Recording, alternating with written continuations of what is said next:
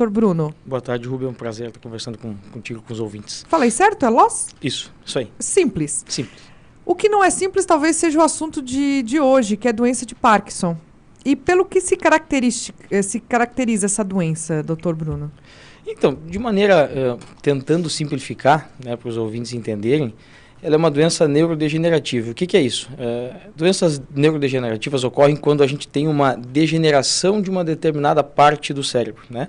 No caso da doença de Parkinson, nós temos a degeneração de uma área chamada substância nigra, que é responsável pela produção de uma outra substância, chamada dopamina, que é responsável por tornar ou facilitar a realização dos movimentos. Então, essa dopamina, que é um neurotransmissor, é uma substância que ajuda a tornar os movimentos mais automáticos, mais facilitados. E na doença de Parkinson a gente tem uma diminuição da produção dessa dopamina, uma diminuição lenta e progressiva, que começa a dar os sintomas, basicamente. Que daí, no caso, esses sintomas são, além de aquela tremedeira que a gente fala comumente, né, que é o primeiro que a gente identifica, que até comentava com os nossos ouvintes, ficou muito conhecido nos anos 90 por conta do Papa João Paulo II, né, que tremia a mão, a gente via isso durante as celebrações eucarísticas dele, que ele tremia. E que outros sintomas a doença traz? Então, o tremor, ele é basicamente um dos principais sintomas, geralmente é o sintoma que mais leva as pessoas ao consultório, né? Mas além do tremor, a gente tem alguns outros principais, chamados dos sintomas motores, né? Que são a lentificação dos movimentos, que a gente chama de bradicinesia, ou seja, os movimentos geralmente de um lado ficam mais lentos do que do outro lado. E as pessoas relatam isso de diversas formas, né? Às vezes a pessoa vai correr e sente que uma perna está um pouco mais lenta e progressivamente mais lenta do que a outra, ou vai fazer academia e nota que tem um pouco mais de dificuldade para executar um movimento de um lado específico, né? E a rigidez das articulações, né?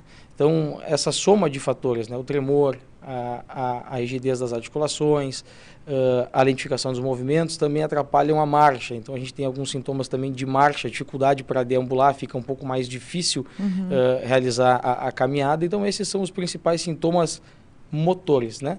Além desses sintomas que a gente visualiza, que a gente identifica, a gente tem outros sintomas que geralmente acontecem até antes dos sintomas motores se estabelecerem, que a gente considera eles pródromos da doença de Parkinson, que são constipação intestinal, alteração do sono, então um sono mais inquieto, um sono mais agitado, e um outro sintoma até que tem sido bastante conversado, bastante falado nos últimos anos em função da pandemia, que é a perda do olfato, né? Então a gente tem uma coisa que a gente chama de hiposmia, que nos últimos anos foi muito mais falado em função da Covid-19, da pandemia, mas também é um sintoma inicial da doença de Parkinson. Meu Deus do céu, eu já estou aqui apavorada, porque como eu relatava anteriormente, o meu avô tem Parkinson, tá acamado, inclusive há alguns anos por conta disso, mas para ele já chegou numa idade bem avançada, né? Mas o senhor falando, eu já estou assim, listando os meus sintomas aqui. Ai, que favor, gente, não façam isso. Não joguem no Google, acompanhem a nossa conversa até o final. É uma doença genética? Na imensa maioria dos casos, não. Existem um pequeno percentual, né, em que existe um componente hereditário, familiar, ufa, né, mas Luiz? na imensa maioria dos casos não são casos genéticos, são casos isolados na família. Tá, são casos isolados. Então, assim, vamos começar a observar quais seriam os primeiros sinais de tudo isso que o senhor falou de sintomas. Qual é o primeiro sinal que eu tenho que ficar alerta? Então, os sintomas motores, eles são os mais proeminentes, né? São aquilo que preocupa o paciente, que faz a pessoa procurar o consultório, né? Mas geralmente quando a pessoa se dá conta desses sintomas motores, em que estágio que a gente está ainda no inicial? Geralmente é um estágio inicial. A gente tem um grande problema que é o subdiagnóstico, né? Querendo ou não, ainda é uma doença subdiagnosticada, porque como é uma evolução lenta e progressiva, as pessoas vão levando. Então, tá um pouco mais difícil, mas eu consigo. E vai ficando um pouco mais difícil e a pessoa vai fazendo até que chega um ponto em que ou ela percebe que ela tem uma certa dificuldade ou terceiros percebem essa dificuldade e aí por conta desse agravamento, aí se procura o atendimento, né? Na maioria das vezes essas pessoas chegam com um tremor, que é uma coisa bastante comum na população, né? O fato de ter tremores, né? No Parkinson é um tremor bem específico, né? Bem característico, é um tremor que é mais unilateral, geralmente um lado treme mais do que o outro. É um tremor que a gente considera um tremor de repouso, ou seja, quando as mãos estão paradas em cima de uma mesa, paradas em cima da perna, ou enquanto a pessoa está caminhando, né? Diferente de outros tipos de tremor. E a lentidão dos movimentos, mas geralmente, como eu disse, as pessoas, elas às vezes negligenciam o seu sintoma em função de imaginar que vai melhorar, que está tudo bem e que é só uma coisa passageira. Então, quando o diagnóstico é feito, a pessoa já está no estágio um pouquinho mais avançado da doença. E a partir de que idade ela pode começar a se manifestar? Ou é mais comum, né, que comece a se manifestar? É muito mais comum, a gente chama, né, acima ali dos 50, 60 anos, né? Ela pode acontecer um pouco antes, né? Então, quando é abaixo dos 40 anos, mas um percentual muito pequeno de casos, né? A gente tem o que a gente chama de Parkinson precoce, e quando a gente tem, em raríssimas exceções, abaixo até dos 20 anos, que é o chamado de Parkinson juvenil, mas isso é a minoria, né? Na imensa maioria acima de 50 anos, 40, 50 anos. Como é que é feito o diagnóstico? Então, o diagnóstico é basicamente clínico através dos sintomas que o paciente apresenta. Então, existem características desses sintomas, né? E quando ele tem as características definitivas através do exame físico, a gente tem o diagnóstico clínico da doença de Parkinson, né? Não existe um exame que diagnostique, né, a doença de Parkinson. Existem alguns exames que a gente usa como subsídio para confirmar a nossa suspeita diagnóstica, né? Mas o que vale mesmo para o diagnóstico é o exame físico, característico e os sintomas apresentados pelo paciente. É na conversa mesmo do consultório ali. Na conversa e no exame físico. Com o neuro. Aí aqui a gente tem algumas colaborações aqui de ouvintes. A nossa ouvinte, a Dani, contando que a Renata Capucci divulgou que foi diagnosticada com Parkinson há 5 anos. Tá aí trabalhando, né? Levando a vida. Daqui a pouco o doutor também explica pra gente como é que é essa convivência com essa doença. Aqui o Luiz me passou uma cola. Tu queres ler isso aqui, Luiz, da Renata Capucci? Tá, pois é, Rúbia. Eu tinha mandado pra ti naquela hora do programa que a gente estava falando, né? Em junho do ano passado, ela contou pela primeira vez que convivia com essa condição após fazer aí a parte de um podcast, né, que trazia essas informações sobre as doenças degenerativas. E ela falou uma frase muito legal, que é o seguinte: eu tenho Parkinson, mas o Parkinson não me tem. Ela disse na época. É uma boa frase. O Parkinson não me tem. Ela não se entregou, né? Ô, Rúbia, a gente recebeu a ligação de uma ouvinte fazendo uma pergunta pro doutor. Pois não. Ela ligou e perguntou o seguinte, doutor. Ela disse que os nervos da mão dormente pode ser um começo? Óbvio que é um sintoma bastante amplo, né, que precisa ser melhor investigado. Via de regra, né, a dormência nas mãos costuma ser outro tipo de doença, né? Daí depende muito da profissão que a pessoa tem, o que ela exerce, qual é o tipo de atividade que ela faz, né? Mas geralmente costuma ser outro tipo de doença. A dormência por si só não costuma ser um diagnóstico de Parkinson. Aqui o nosso ouvinte, o Valtair Luiz, de Cocal do Sul, conta que ele perdeu o pai dele por conta da doença, há 6 anos atrás. E tem outras perguntas aqui dos ouvintes que eu vou trazer em um momento mais oportuno. Mas daí, a minha questão é, se não é exatamente genética, tem alguma coisa que a gente possa fazer para prevenir? Então, a gente não sabe exatamente o que causa. A gente sabe o que causa os sintomas, né? O que é a doença, mas a gente não sabe o que leva a ocorrer essa degeneração que eu falei, né? Existem alguns estudos, tem alguns estudos bem experimentais que associam com determinadas bactérias intestinais, uma série de situações, mas tudo ainda muito jovem e ainda faltam dados para a gente confirmar isso, né? Então, a prevenção dela por si só é uma coisa um pouco difícil. O que a gente tem que fazer é aquilo que a gente faz para a prevenção da maioria das doenças. Então, atividade física regular, hábitos saudáveis, né, alimentação adequada, evitar tabagismo, evitar bebidas alcoólicas em demasia, até porque essa soma de fatores, mesmo que a gente não tenha uma prevenção, ajuda na pessoa, quando ela tem a doença de Parkinson, em como se recuperar. Perfeito. Né? E é sobre o tratamento e recuperação que a gente vai falar, então, depois do intervalo. Na Rádio Eldorado, você está acompanhando Tudo a Ver com Rúbia Ramos.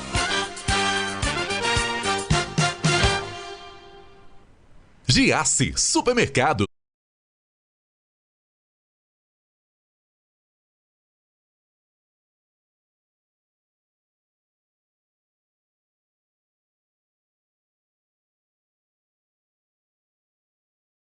Shopping Maradona, Mercadão dos Óculos, Criciúma, Araranguá e Içara.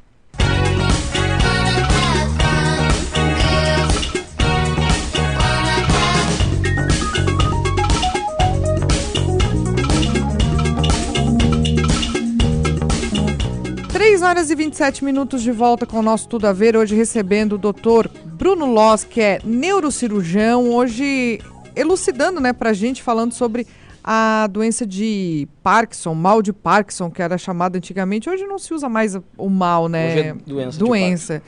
Que é inegável que é uma doença. E sendo uma doença, tem um tratamento? Tem cura? Então, infelizmente, cura nós ainda não temos, né? Mas o tratamento a gente tem e consegue fazer com que as pessoas, os pacientes, tenham uma qualidade de vida bastante satisfatória, né?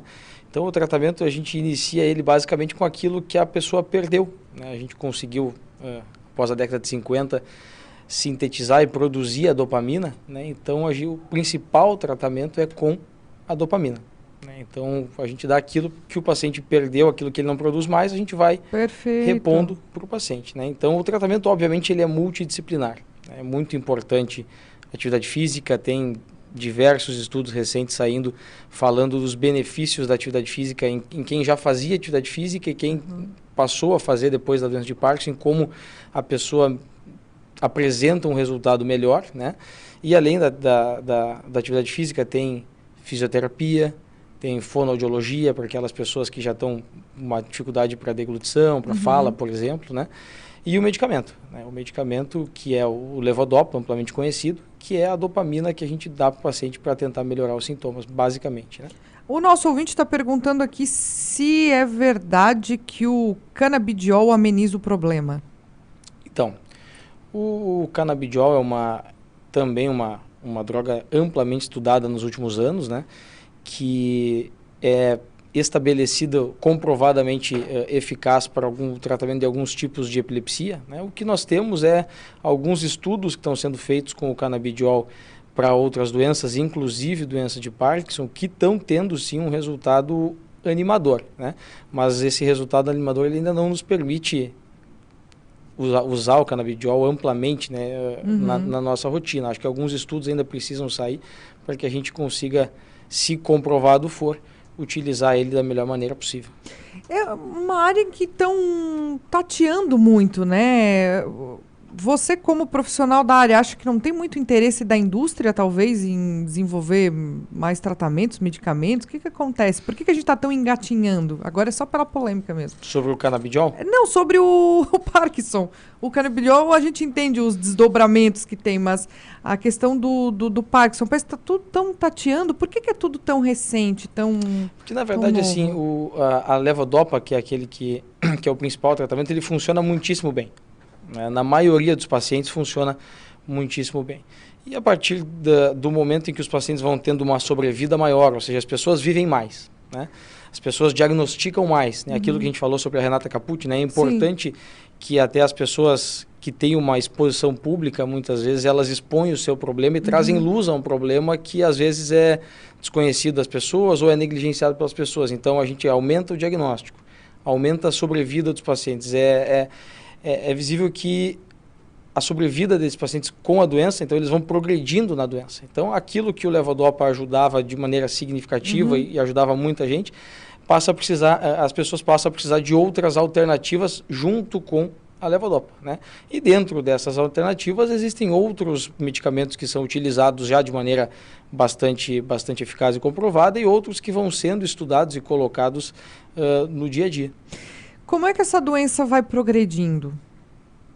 Então, basicamente, a gente vai tendo uma piora dos sintomas já apresentados, né? Então, aquela lentidão que começa bem tranquila de você levar, de você fazer os seus movimentos, ela começa a ficar um pouco mais...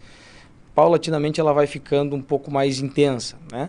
A marcha, ao mesmo tempo, aquela caminhada que ela era praticamente normal, ela começa a ser um pouquinho mais demorada, começa a ser mais difícil de fazer, o tremor começa a se intensificar, a rigidez das articulações começa a se intensificar. E, ao mesmo tempo, quando você vai utilizando a medicação, né, a pessoa vai utilizando, vai ficando bem, e depois de um certo tempo a medicação passa a não fazer mais o mesmo efeito. Então, a medicação, a pessoa precisa cada vez mais medicação, durando um tempo cada vez menor. Então, nesse momento, quando a gente tem pacientes que estão com uma medicação em dose alta ou que estão tendo efeitos colaterais do medicamento, a gente também pode abrir mão da cirurgia para tentar tratar o Parkinson em casos específicos, né? Que a gente faz uma estimulação cerebral, né? Vai lá e coloca um eletrodo em uma área específica e estimula através de impulsos elétricos aquela área para fazer mais ou menos o mesmo efeito que o medicamento, que a levodopa, faz. E nesses casos a gente consegue reduzir dose de medicamento, a gente consegue reduzir efeito colateral, a gente consegue reduzir uma série de coisas que estão atrapalhando a vida do doente e tentar dar mais qualidade de vida para ele. Eu já me deparei com alguma reportagem mostrando exatamente se é um implante, né? É um implante. É um implante propriamente dito. Implante. Que interessante. Qual é o custo de um tratamento desse? Custo, a título de curiosidade, assim. É um custo bastante alto em termos de equipamento tecnológico, né? Então é uma tecnologia que o pessoal levou bastante tempo para desenvolver, né? A primeira vez que foi feita essa tecnologia foi em 1987, né?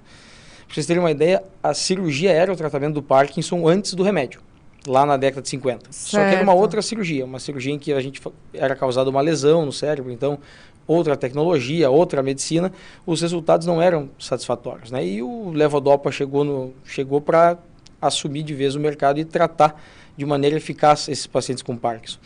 Depois de um tempo, como eu falei, uma maior expectativa de vida, os pacientes progredindo mais, né, em termos de sintomas, porque estavam vivendo mais. Tanto que a gente espera, por exemplo, para 2030, o dobro de pessoas com Parkinson do que nós tínhamos em 2010, em função da expectativa de vida. E em função de que vai haver cada vez menos casos subdiagnosticados também, né? Muito provavelmente. Então, depois disso, lá em 1987, um médico francês fez o experimento de fazer como se fosse um marca-passo em áreas específicas, com todo o conhecimento anatômico que se tinha na época, e conseguiu bons resultados. E dali em diante se começou a fazer esse procedimento para esses pacientes que têm sintomas refratários. O que seriam? Seriam as pessoas que estão tomando muito remédio e não estão tendo o efeito desejado, ou estão tomando muito remédio, estão conseguindo o efeito desejado, mas estão tendo efeitos colaterais associados ao remédio. Então, nesses casos, a cirurgia ela tem uma boa proposta, tem um bom resultado e consegue melhorar um pouco a qualidade de vida desses pacientes. Aqui os ouvintes trazendo a questão de uma reportagem do ator americano que tem a doença e está bem jogando ping-pong. Aí tem uma matéria, né, do Fantástico, aqui do pessoal que joga ping-pong para não declinar, né, ainda mais por conta da doença e tal. É uma matéria longa, né, eu não vou ler, mas atividades... O ping-pong entra na atividade física, né, doutor? Isso, é uma matéria que saiu no Fantástico, acho que umas 3 semanas atrás, né? Ah, é recente? É recente, trazendo sobre os benefícios que essa atividade física teve para esse paciente, né? Mas isso se enquadra também em fisioterapia, em atividade física regular, como maneiras de tentar postergar os sintomas da doença. E tem atividades aí estimulantes para o nosso cérebro de coordenação que podem auxiliar ou é falácia? Sim, toda atividade, quando ela vem com o intuito de ajudar, ela é bem-vinda, né? Manter o corpo em movimento é sempre muito importante, né? Não existe uma atividade específica que ajude nisso, né? Mas manter o corpo sempre em movimento e a mente sempre ativa sempre ajuda, tanto para os casos em que a gente tem a doença de Parkinson de maneira geral, quanto para os casos que evoluem também para uma deficiência cognitiva, um problema cognitivo, ou seja, uma demência associada à doença de Parkinson. Eu ia chegar nesse ponto, porque o meu avô de 90 e poucos anos, quando ele desenvolve algum tipo de infecção, e ele tem bastante infecção urinária por conta da bexiga dele não funcionar mais, por conta do Parkinson, né? Ele fica totalmente, né, popularmente falando, fora da casinha, assim. Daí eu até brinco, meu Deus, será que é primo do Alzheimer? Que ele esquece até quem a gente é? E porque parece que, né, qualquer piora que ele tem na saúde, um resfriado que ele tem, acarreta isso. Dele simplesmente esquecer essas coisas. Pode acontecer, então, uma piora cognitiva? Sim. Nos casos mais avançados, né, nos casos com mais tempo de evolução, é possível que a gente tenha uma deficiência cognitiva atrelada, né, à doença de Parkinson. Nem sempre é o Alzheimer junto com o Parkinson, né? É muito, muito sério. Aqui a nossa ouvinte está perguntando, né, pedindo, na verdade, doutor, para falar um pouco do canabidiol. E ela diz que ela usa para fibromialgia, né, imagina. Mas está querendo saber mais. Eu nem sei, doutor, se a gente entra, né, nesse assunto, né, do canabidiol, porque também é um estudo recente, mas no caso dela, ela está usando para fibromialgia. De fato, tem tido relatos de canabidiol no tratamento de fibro? Sim, no tratamento da dor, o canabidiol também funciona muito bem, né? No Parkinson, que ele ainda não está muito bem estabelecido na prática clínica, né, mas muito provavelmente o canabidiol é uma droga nova, né? E essas drogas novas, existe uma tendência de você ter um objetivo inicial, né? No meio do caminho você descobre outros possíveis usos desse medicamento, né? E depois você vai alinhando conforme o que os estudos vão mostrando, né? Então, começou para epilepsia, para algumas síndromes específicas. Posteriormente, se abre o leque para outras coisas. Algumas coisas você vai ver que funcionam bem, outras coisas você vai ver que não funcionam tão bem. Então, à medida que você que o medicamento vai ganhando corpo e vai tendo utilidade, você vai identificando exatamente o que é o melhor uso, né? Eu vou aproveitar que o senhor é um especialista, doutor, para explicar que, de fato, o canabidiol não tem o mesmo componente do barato do cigarrinho lá que a galerinha confunde, né? São coisas bem diferentes, São né? coisas diferentes, processadas de maneira diferente e ingeridas ou administradas de maneira diferente, né? Então, para quem tem preconceito, por favor, gente, uma coisa é uma coisa.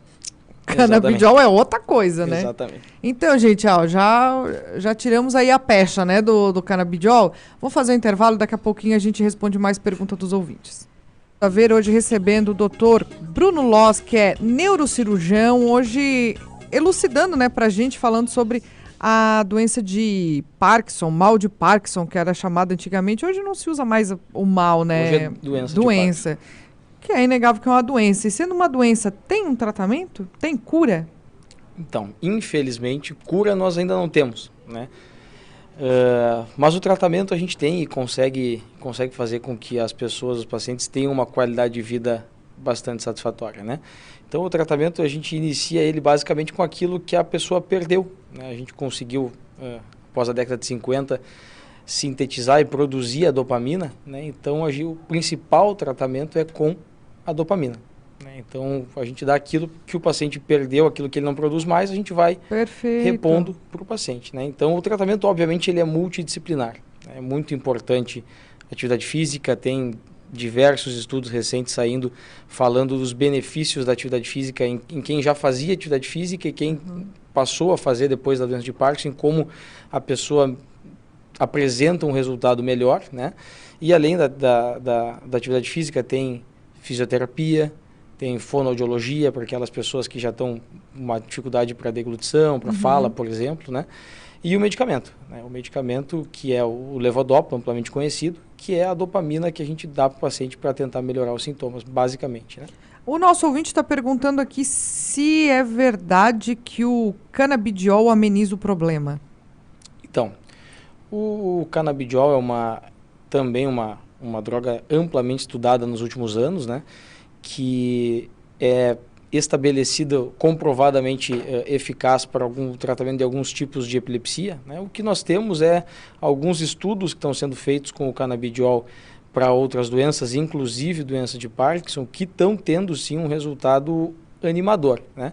Mas esse resultado animador ele ainda não nos permite usar o canabidiol amplamente, né, na nossa rotina. Acho que alguns estudos ainda precisam sair para que a gente consiga, se comprovado for, utilizar ele da melhor maneira possível. É uma área que estão tateando muito, né? Você, como profissional da área, acha que não tem muito interesse da indústria, talvez, em desenvolver mais tratamentos, medicamentos? O que acontece? Por que a gente está tão engatinhando? Agora é só pela polêmica mesmo. Sobre o canabidiol? Não, sobre o Parkinson. O canabidiol, a gente entende os desdobramentos que tem, mas a questão do Parkinson, parece que está tudo tão tateando. Por que é tudo tão recente, Porque, na verdade, assim, a levodopa, que é aquele que é o principal tratamento, ele funciona muitíssimo bem. Na maioria dos pacientes funciona muitíssimo bem. E a partir do momento em que os pacientes vão tendo uma sobrevida maior, ou seja, as pessoas vivem mais, né? As pessoas diagnosticam mais, né? Aquilo que a gente falou sobre a Renata Capucci, né? É importante que até as pessoas que têm uma exposição pública, muitas vezes, elas expõem o seu problema e trazem luz a um problema que às vezes é desconhecido das pessoas ou é negligenciado pelas pessoas. Então, a gente aumenta o diagnóstico, aumenta a sobrevida dos pacientes. É visível que a sobrevida desses pacientes com a doença, então eles vão progredindo na doença. Então, aquilo que o levodopa ajudava de maneira significativa e ajudava muita gente, as pessoas passam a precisar de outras alternativas junto com a levodopa, né? E dentro dessas alternativas existem outros medicamentos que são utilizados já de maneira bastante eficaz e comprovada e outros que vão sendo estudados e colocados no dia a dia. Como é que essa doença vai progredindo?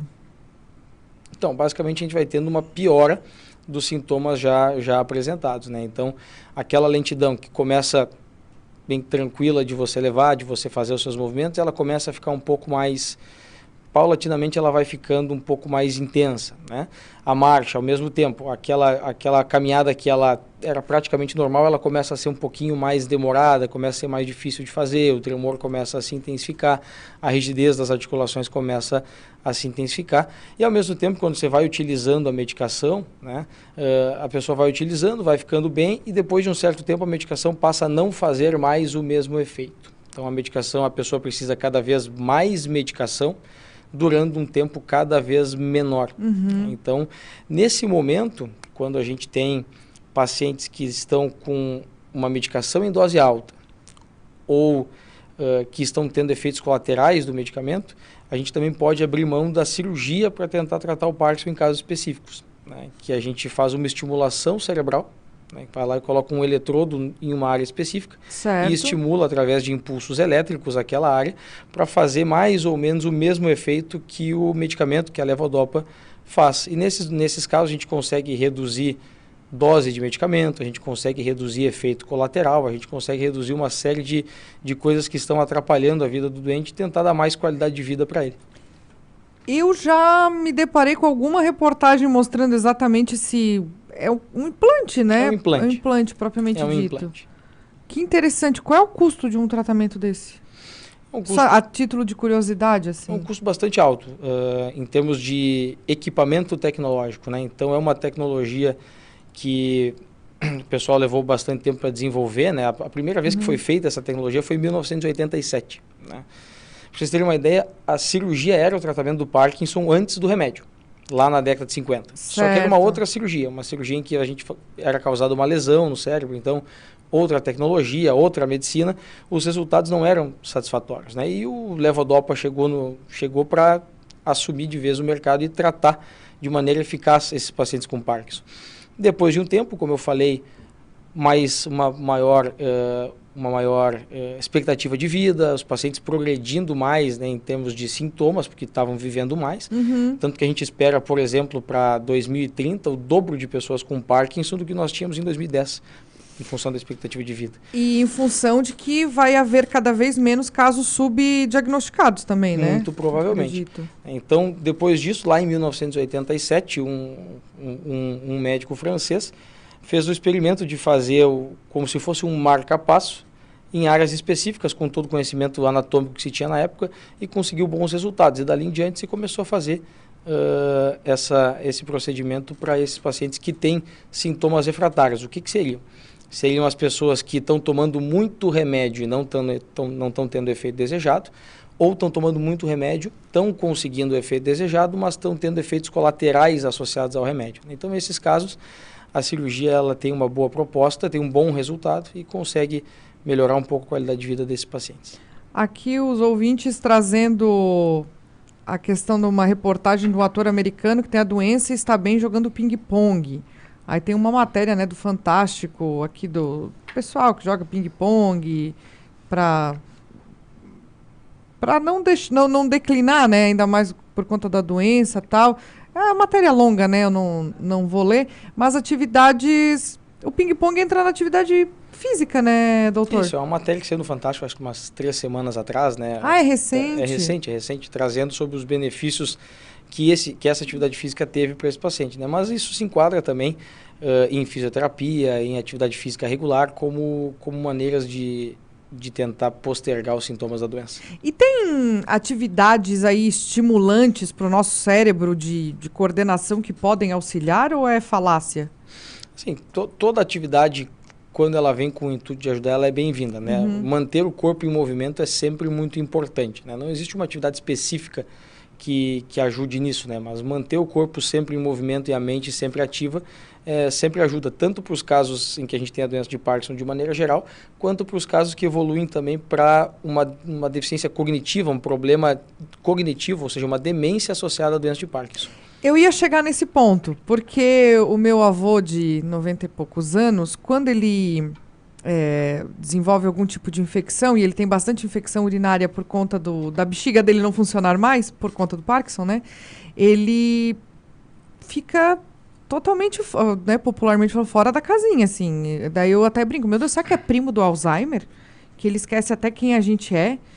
E porque parece que, né, qualquer piora que ele tem na saúde, um resfriado que ele tem, acarreta isso. Dele simplesmente esquecer essas coisas. Pode acontecer, então, uma piora cognitiva? Sim. Nos casos mais avançados, né, os casos com mais tempo de evolução, é possível que a gente tenha uma deficiência cognitiva atrelada, né, à doença de Parkinson. Nem sempre é o Alzheimer junto com o Parkinson, né? É muito, muito sério.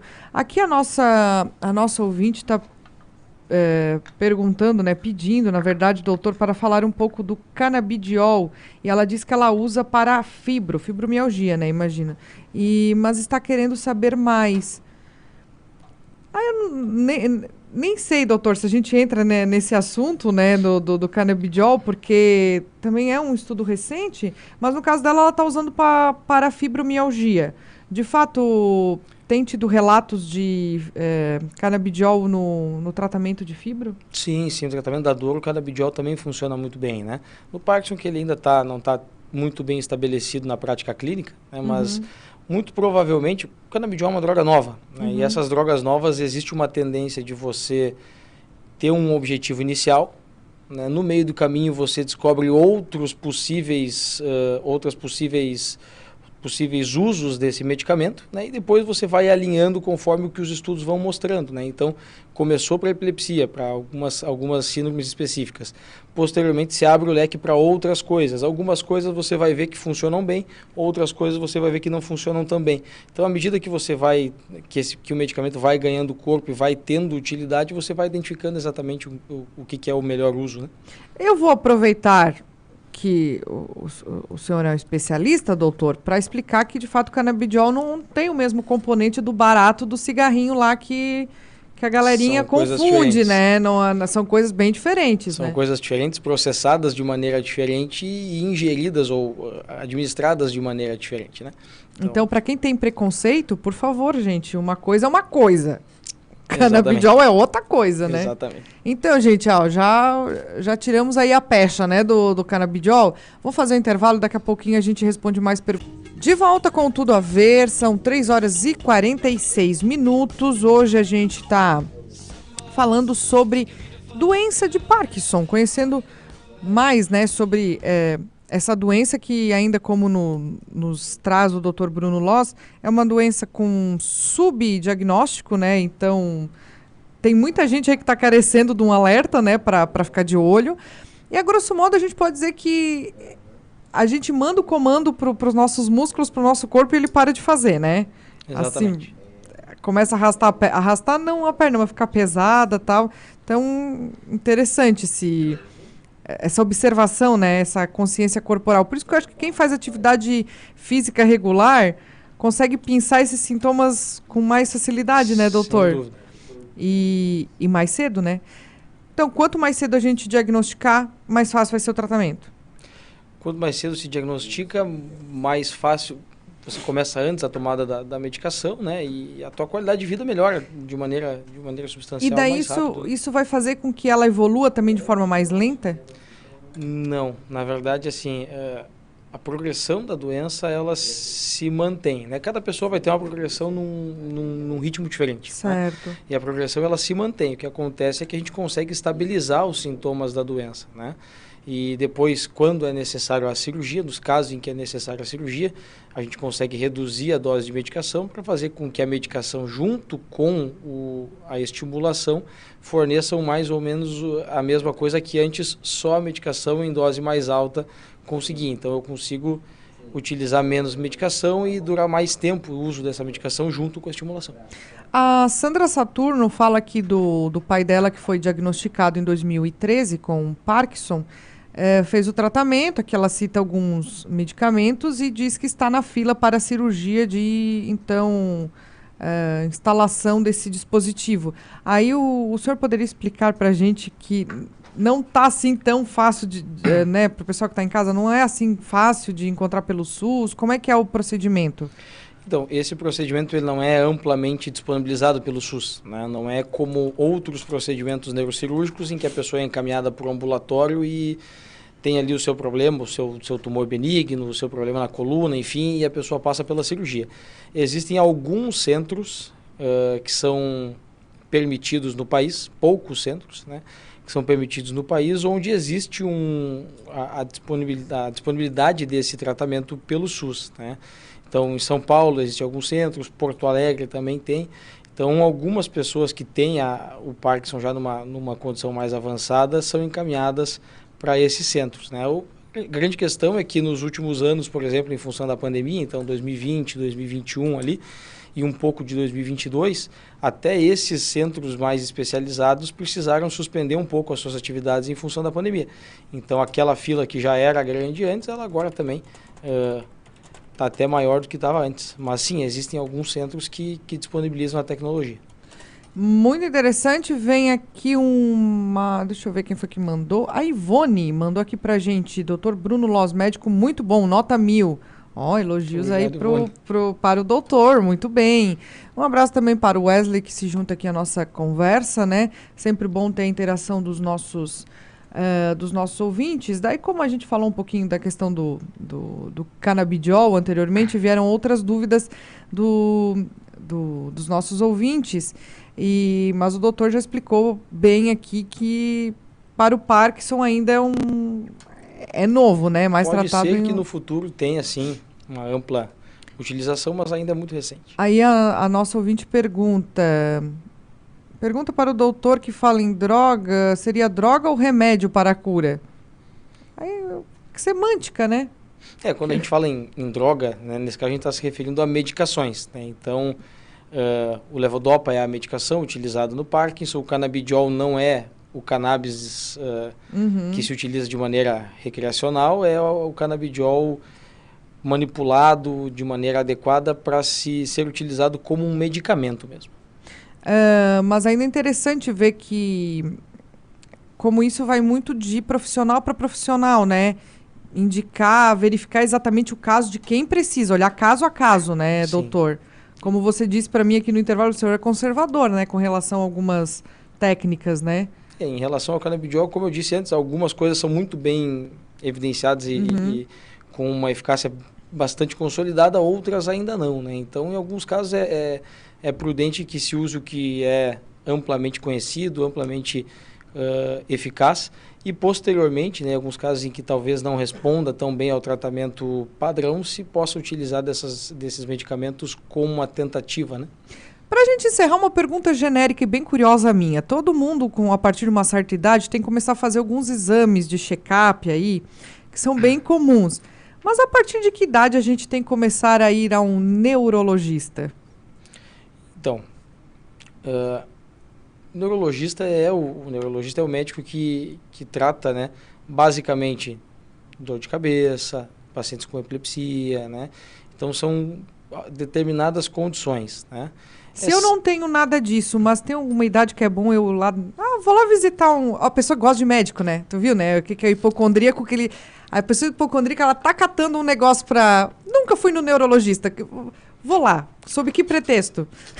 Então, a gente sabe, por exemplo, que uma das doenças que mais mata no mundo são as doenças cardiovasculares, né? Então, infarto e AVC. Certo. Né? E o AVC, ele pode sim ser prevenido né, quando a gente faz algumas avaliações específicas e quando a gente mantém hábitos saudáveis, estilo de vida, tudo aquilo que a gente já conversou, né? Então, pessoas que têm um risco mais aumentado de ter um AVC ou um infarto, pessoas que têm colesterol alto, diabéticos, hipertensos, sedentários, tem sim indicação de procurar um neurologista e um cardiologista para avaliar como é que está a sua saúde do ponto de vista neurológico e cardiológico, justamente para prevenir a ocorrência desse tipo de doença. Muito bem, então ficar atento, né? O Luiz, inclusive, tá querendo fazer um programa sobre o famoso derrame, né? Que já dava outro programa, né, doutor Bruno? Marcado já. Viu? É isso aí, assim que eu gosto, do convidado que vem e já sai daqui com data para voltar. Então, doutor Bruno Loz, obrigada por esclarecer as nossas dúvidas, né? Vir com tempo, coração aberto. Viu que tinha bastante dúvida, né, com relação ao assunto. Então, volte, né, ao Tudo a Ver. Eu que agradeço o convite e me coloco à disposição sempre. E aproveita e deixa os contatos para quem quiser procurá-lo. Então, atendo na clínica Neurosul, né, que é uma clínica com enfoque único e exclusivamente em neurologias, doenças neurológicas, né? Então, nós temos lá 14 profissionais, dentre neurologistas, neurocirurgiões, cardiologistas, psiquiatras e fisiatras, na rua Léo Lombardi 365, fone 3512-0440, e o WhatsApp também 3512-0440. Perfeito. O Luiz é tão esperto que ele já mandou aqui a colinha também, né? O Rubio, um ouvinte tinha ligado aqui pra gente, já perguntando, inclusive. Por isso. O teu trabalho de pesquisa tá bom, hein, Luiz? Olha só. O jovem tem a cabecinha fresca, né? Eles pegam tudo rápido, tudo rápido. Então, obrigada, doutor Bruno.